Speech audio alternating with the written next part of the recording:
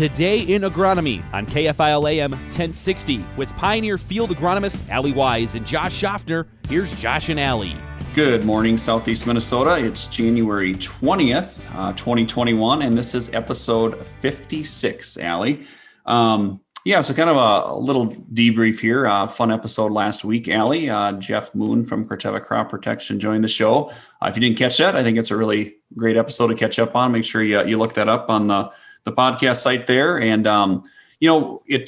first thing, he's a great guest, Allie. He's going to join the show once per month to kind of talk all things crop protection, and we'll definitely set the stage ahead of those episodes. But I thought overall covering some of that information and maybe just reviewing a couple highlights, Allie, would be a good start. Yeah, so I thought, like you said, great to have Jeff on the show on more of a continual rotation, but he just provided some really interesting insights on just the growth of, we maybe provided what the growth looks like on the seed side of Enlist, and then he gave us some metrics of what Enlist won and what the growth looks like for them on the chemical side of the business. And then he also walked us through Kyber, a new herbicide available on the soybean side of things, and just really helped us dissect. There's a lot of different options in that arena now, which always nice to have options. But he just helped us understand, which maybe provides better control on the water hemp side of things, and what are some products we should continue to look at as we control giant rag and some of those other problematic weeds. So certainly go back and take a listen. A lot of great information there. Anything else specific you wanted to hit on, Josh? I think those are the big things, and we stress the importance of a soybean pre, regardless of the growth with the Enlist system, and I think we want to keep that front and center. That Enlist doesn't replace that; it just really enhances the overall weed control system. So yeah, great content, and we'll look forward to welcome Jeff back here in a few weeks. So kind of rolling in to this show, Allie, or maybe we're just going to kind of take this a bunch of different directions, but spend a little bit more time with our on a topic that's probably pertinent to our dairy and livestock producers across the listing area. And one thing, I guess I'm not quite sure how to tee this up, Allie, but you think about dairy operations and alfalfa production. Every spring, Allie, you likely get called out to. I know I do every spring to do some alfalfa assessments. Whether it be winter kill, is there enough stand? A year ago, we had a lot of heaving from some of the cold temperatures fluctuations we had, which was kind of a rare event, but was really devastating to some stands. And Allie, you can correct me if I'm wrong, but it always seems like, in my opinion, when I'm looking at those alfalfas, it's not the first and second year hay, it's the third and fourth year hay that you're really trying to make some of those tough decisions on.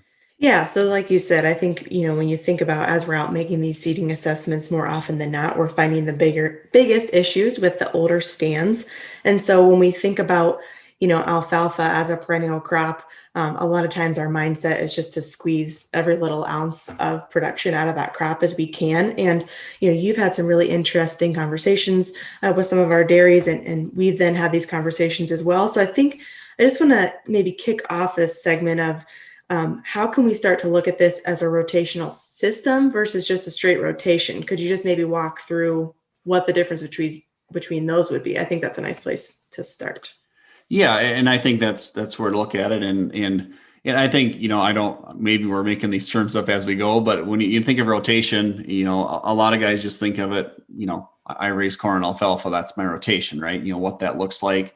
It's probably not, a complete set schedule year to year end. When I think of a system, we're probably more defining that we're going to have a set given amount of time. In this case, like looking at years that, we're maybe going to take some of the getting as much out of it versus looking at, what is my most efficient rotational system and what's going to maximize productivity from a yield standpoint, but also, what's going to produce the most amount of high quality feed per acre within a given rotational system. And I think that's, when we start looking at this different, I think what we tee up here is we start going through some ideas and methods to make this work is, number one, how do we reduce risk? If I think about, probably once every maybe 5 to 6 years, Allie, and I don't know, maybe you haven't been through one of these really big events yet, in your couple of years up here in Southeast Minnesota, but I'd say once every 5 or 6 years, we can see just a devastating winter kill situation, right? Where we come out there and basically all the third and fourth year hay is just it's just toast. I think the last time I recall just catastrophic was back in 2013, where we lost probably 80% of, especially the second, third year alfalfa was just, fourth year was just all completely wiped out. And when you think about that, depending on your rotation, which not your system, but if your rotation was 3 years ago, we went to a thing that we seeded 2/3 of alfalfa down. You fast forward, had a winter kill, 2/3 of my hay crop is gone. And what does that do to the operation from a risk standpoint, a feed supply standpoint, and also just blowing up what you thought your rotation was going to be? So I think basically what we're getting at here, and obviously we're going to dig a little deeper into this in segment 2, is, we tend to maybe get all of our eggs in one basket, and just the risk associated that when we do have these bigger events that you just described, versus how can we maybe think about the return that we can find from rotating those acres out quicker, and just how that can be favorable as an overall for our operation. So we'll dig into that more as we come back from break. So be sure to join us when we come back. Welcome back, listeners. So Josh, today we're actually talking alfalfa on the show. So kind of a different topic of conversation, but no, alfalfa is arguably one of your favorite crops. So really important to have a discussion about this today. But as we come back, we just want to dig deeper into some of the things that we set up in segment 1. So, we talked about when we look at these, when we look at our alfalfa seeding assessments and just finding some of those bigger issues with the older stands. I think it's just important. Maybe let's just start to dig into the fact that, you and I have talked through every cutting we go out there, we're taking our pretty heavy equipment between choppers and other pieces there. And then we're also just working with some of the conditions that the weather give us and some of those windows that we have available. So every cutting, when we go out there, could you maybe put some numbers to how potential decreases every time after going out there, and then maybe how that just digs into, as these seeding stands get to their third and fourth years, how much potential have we lost? Yep. No, it's a great question.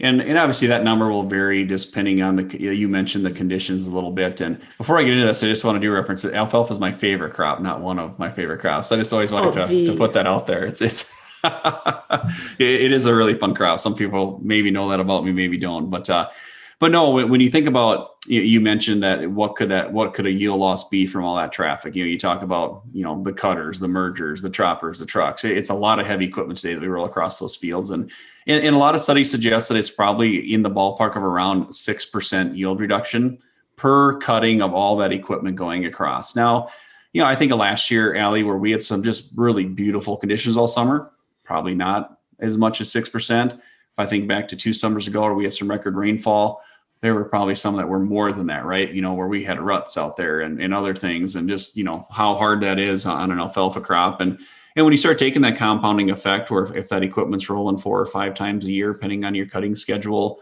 you fast forward that through those first 2 years of alfalfa, rolling into third or fourth year hay, starting to flirt with, 40, 50+% yield drop just from the traffic isn't out of the realm. And, Allie, it's your thoughts, but if you start thinking at, how happy would I be with a corn crop that's 40% off of maybe the next field, that's a pretty emotional thing, right? Well, this ain't going to work. This ain't feasible.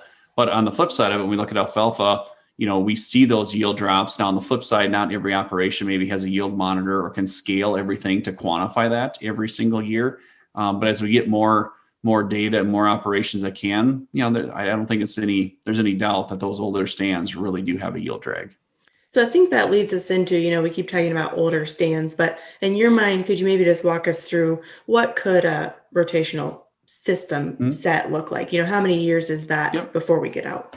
Yeah. And this is something, I've worked with dairy producers my whole career, and I can even, date back to time in college that, when we were looking at alfalfa production and rotational systems, we did some work on this. And I think the truth of this is carried through all the way to current time, that in a lot of cases, if you take out all of the factors, if you're just going to look at pure productivity, if you're seeding alfalfa in the spring, there's that year, and then take the next 2 alfalfa years and automatically rotate out. Now that means regardless, right? At the end of that second year, it's probably still a beautiful stand of hay, had really good productivity. But when you roll across it for the last cutting, you're basically just going to say, okay, that's the end of that. We're going to get the sprayer out here. We're going to round up 2,4-D it, burn it down, and we're going to corn next year, regardless of what it is. And in that system, you're probably going to be looking at every year, we're taking out a third and reseeding a third every year. And the whole concept of this is getting away from like what we said, Allie, 40, 50, 60% yield losses, getting back to corn, which is you're going to raise really, really good corn on sod. Getting the stand out earlier means more nitrogen credit. That equals, hey, corn on sod needs less traits. So you got lower seed costs, more yield. And, Allie, in some cases, you might be freeing up acres for manure more frequently. Where you think about a field being tied up for 4 years, alfalfa, maybe not an option to dragline manure. You're also, rotating acres to get more manure on a more frequent basis. So really what we're getting at here, it's obviously I can tend to get this way too. I have my blinders on. So in my mind, when you think about rotating alfalfa quicker, the first thing your mind goes to is purchasing more seed. But we need to look at this as an over time, figuring in all those factors. Like you said, how does that positively impact your corn yields? Keeping these alfalfa seeding stands where they need to be because we know what we're doing across those acres. The manure component, as all livestock producers know, is a huge, huge proponent. And when you put the numbers to that can certainly help. So I really just like how you've laid this out. We're looking at this as a return as a whole. And it certainly just starts to become a really intriguing thing that I think livestock, specifically dairies, can really take a hard look at potentially starting to implement across their operations. What other factors are we maybe missing here that lay this out? I think, and when I say like there's going to be more productivity, or if I look at the 3 years of, the seeding year plus the 2 year, then maybe it's back to corn for 2 years or 3 years. Over that 5 or 6 year period, what we're saying is you're going to produce more high quality feed per acre in that system than you ever will dragging out 3rd and 4th year stands and not cycling out. And the other part we talked about in segment 1 is just think of that risk reduction. What if I don't ever get stuck where, I just lost 80% of my alfalfa to winter kill? Because, can young stands have issues too? Yes, they can, but in most cases it happens on old stand. But if we can reduce risk, maximize, productivity, maximize return on the acre, that's what this system is all about. Thanks for listening. Join us next week and let us know if you have any questions. You've been listening to Today in Agronomy on KFIL AM 1060. If you've missed part of the show or want to hear more, check out the show page at kfilradio.com or with the 103.1 KFIL app. Stay connected with Allie and Josh on Twitter. It's at AllieGWise, W-I-S-E, and at Josh Schaffner to submit your questions for the show. Tune in next Wednesday for the next Today in Agronomy on KFIL AM 1060